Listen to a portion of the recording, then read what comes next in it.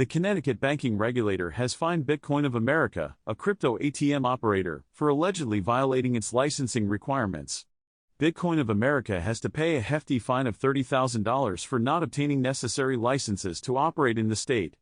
This is part of the state's crackdown on companies engaging in unlicensed crypto operations. The Connecticut banking regulator stated that Bitcoin of America was operating as a transmitter of money under state law, which requires licensing for those who offer financial services. Bitcoin of America is one of the largest crypto ATM operators in the U.S. Washington has a misguided crackdown on crypto and will only push risks into the shadows.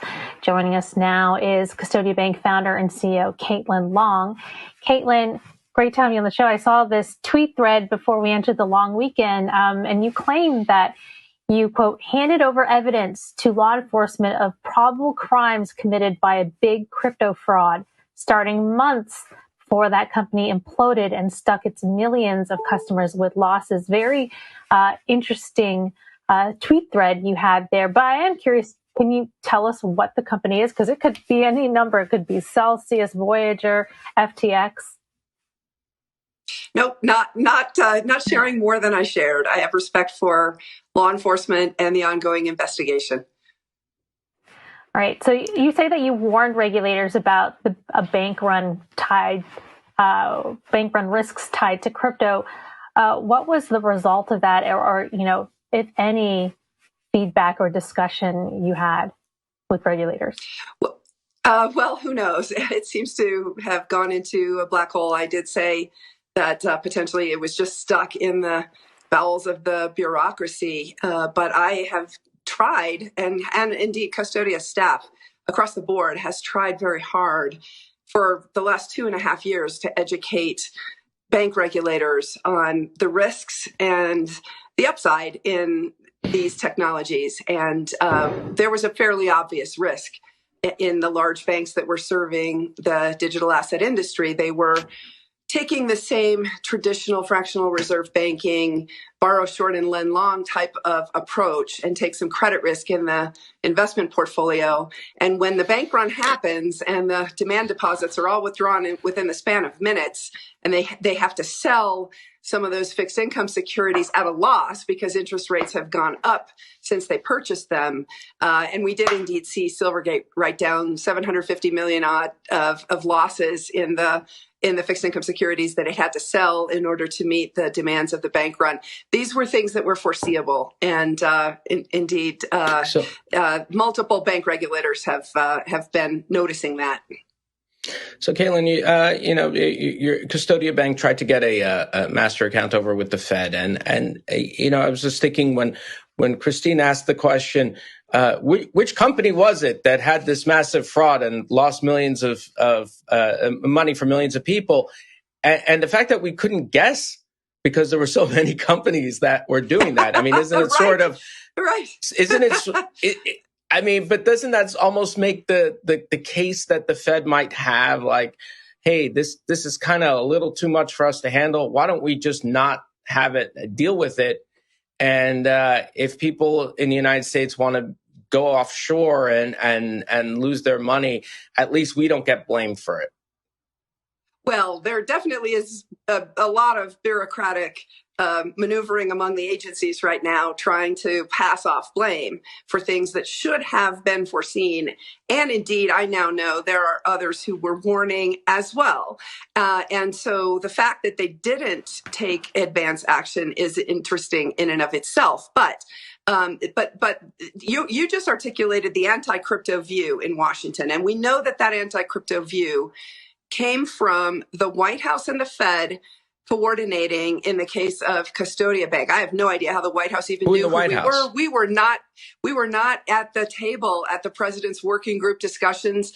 Tried to be, but we're always rebuffed. And so the point, though, is if that anti-crypto faction thinks that crypto is going to go away or is not going to find its way back into the traditional U.S. banking system, they're going to be playing whack-a-mole for years down the road. And we now have the ability, we collectively, humankind, has the ability to create U.S. dollars by just downloading code and use those US dollars. 8 billion people have that ability today. How fast they will do that is an open question. But to the extent that they do, it's really a question of when, not if. And then the bank regulators will lose control.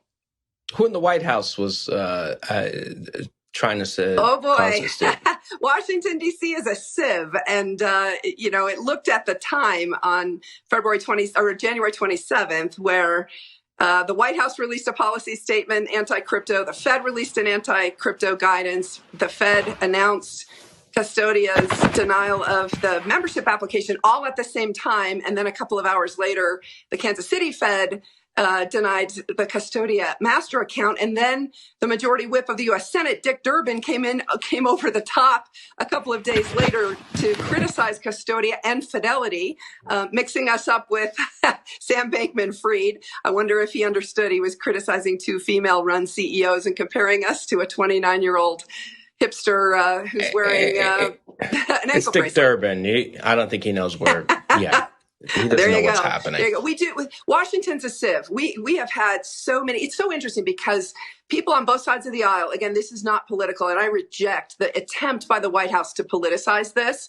But I will say there are anti-crypto and pro-crypto factions within the White House, just like there were within the Trump White House. And that's why we know what happened. And it's just a stunning story. Light needs to be shown on this. How that happens, whether it's through the press, whether it's through the judicial process, we shall see. Oh, they will come out. Trust me, they will. This will all come out. And really, it does raise interesting questions about the independence of both the Federal Reserve from the White House itself, and then the Kansas City Reserve Bank from the Federal Reserve Board as well. Caitlin, you bring up a really interesting point about how this will push crypto into the shadows. And I think that's a really important point because there's been a lot of people talking about how this will push crypto offshore. But as you just said, crypto is not going to go away, and it's not going to leave the United States completely either, right? I mean, the United States, has due to the capital markets, investors, customers, it's still going to be here in some form. Could you break down a little bit what you mean by pushing it into the shadows? Like, what does that actually look like? Well, the concept here, really, that the push and pull is, should it be inside the regulatory perimeter where we have regulated versions of it, or does the entire thing need to be done outside of the regulated financial system? So we sever all connectivity whatsoever. We don't know the answer. It's clear there's been a coordinated effort among multiple agencies, not just what happened to Custodia on the 27th of January. We were just the tip of the spear. The Fed clearly was in a rush to get some things done because they cut corners on procedural protections that we were afforded. But they wanted to get it out before the SEC took its action, which it did with the Wells notices to the exchanges the week after. And then, of course, the IRS did its thing, and then the OCC did its thing, and then the SEC came back last week with the custody rule revisions. This is all very coordinated. And so multiple agencies have been working together. Now, we don't know just how far this is going yet, but it's clear they're trying to sever the connectivity to the traditional banking system. And so what that means is that ultimately, think about the Tether model, right? Tether has done, they say they've not done business in the United States, but yet they're getting US dollar clearing from somewhere, right? It's happening in the non-US bank. It's happening in offshore banks. It's the so-called Eurodollar market, dollars that circulate offshore outside of the United States, outside of, frankly, the reach of US bank regulators.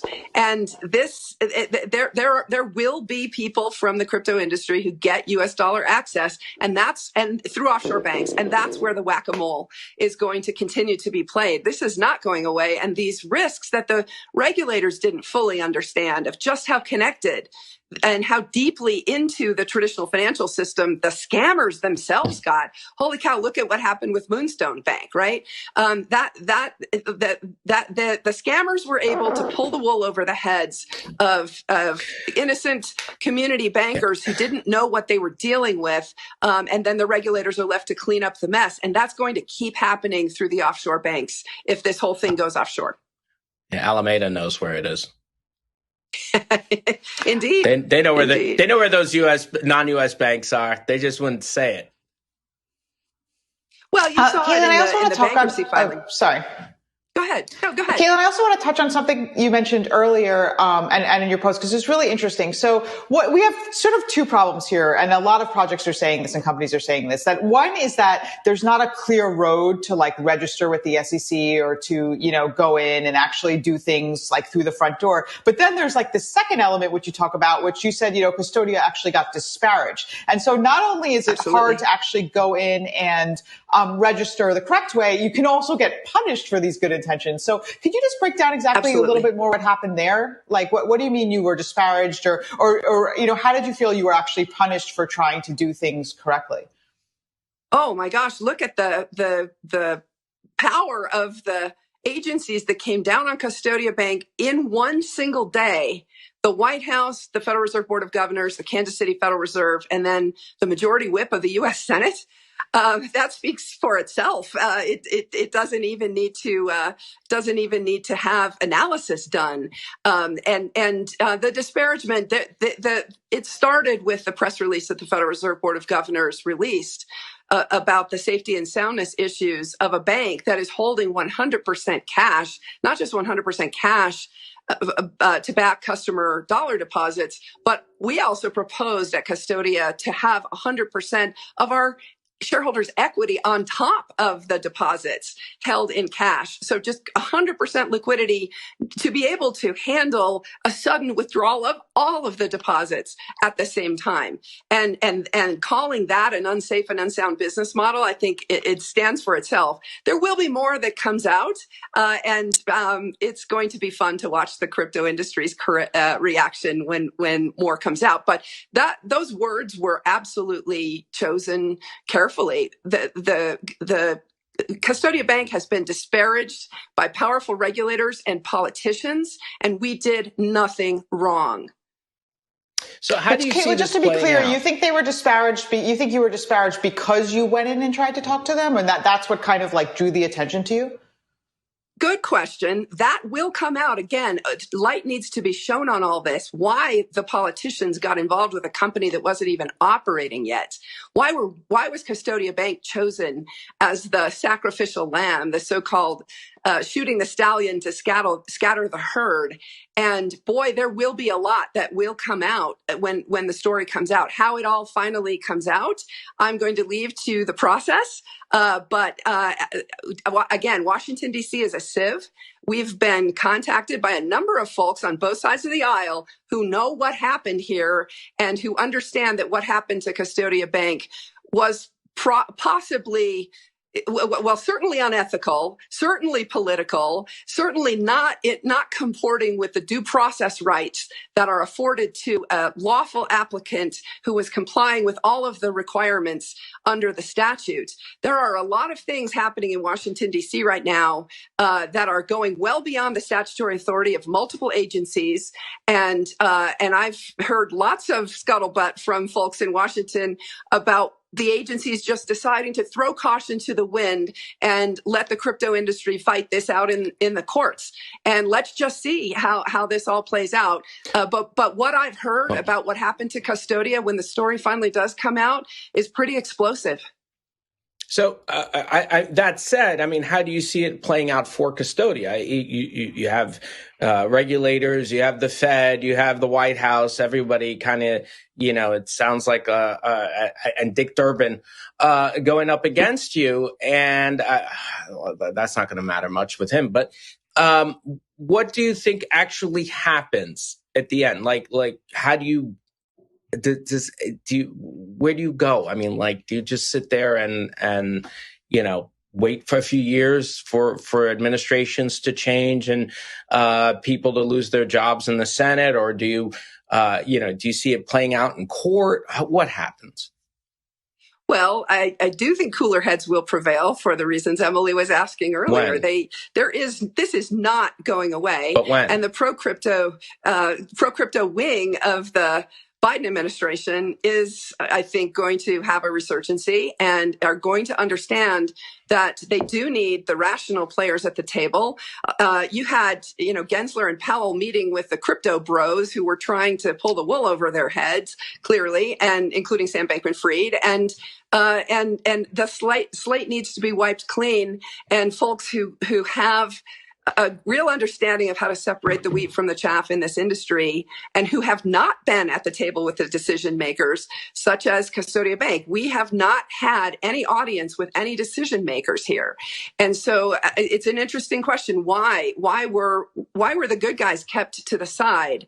And those few who came through 2022 having fully predicted what was happening, having tried to warn regulators, having turned over evidence to law enforcement, we're the ones who are proverbially the messenger being shot. That's not rational. This was a short-term political decision made by the White House and the Fed, and that pendulum is going to swing. And we're being very patient and still offering to roll up sleeves and help. Some of the evidence that you submitted to regulators on the alleged conspiracy that Custodia outlined in its filing. What kind of evidence were you able to offer? Oh boy, Christine, that will come out. That is in a legal filing. I obviously can't speak to the legal filing, but there are standards required for making allegations in legal filings. And I think you can assume that Custodia has receipts. And just to follow up, why do you think that some of the crypto bros, and you mentioned Sam Bankman-Fried, were able to get the red carpet treatment at the White House, in Congress, et cetera, and you were, given substantial barriers to that? Oh boy, isn't that an interesting question to probe? And I certainly hope that the journalists out there do go and dig, because it is a really interesting question. And I have speculation, but I'm not going to share it here. You think it's a campaign war chest? To be honest, we don't know. We don't know the answer. And again, I think light is going to be shown in some pretty dark corners about what happened in all of this. There are a lot of folks who are embarrassed about the extent to which a pretty clear, alleged fraudster got time with the real decision makers in Washington, D.C., and the overreaction that they're having. They're drawing the exact wrong conclusions from having spent time with Sam Bankman-Fried. And campaign donations. I'll share something I've never shared before. Sure, campaign donations. And I don't get involved with that. I try very hard to keep this apolitical. Who knows? Who knows? It's probably multifaceted. But I'll share something I've never shared before. I was invited to the Stanford Law Blockchain Policy Conference, and I turned it down when I found out that Sam Bankman-Fried was the sponsor of it, because I knew that you saw the debate that I had on stage with him at Bitcoin 2022. I wanted to stay arm's length, and I also knew some things about what was happening in Washington, D.C. FTX was trying to create a self-regulatory organization with itself at the helm. And it's so interesting how far they got on Capitol Hill. And they were, I've analogized him to Bugsy Siegel in the past. The Vegas mobster who was trying to buy legitimate businesses and buy off politicians so that he could become legitimate. And it didn't quite work, but boy, look how far he got into potentially making it so. I wasn't dating Virginia Hill, but that's a different story. All that effective altruism, not so effective sometimes.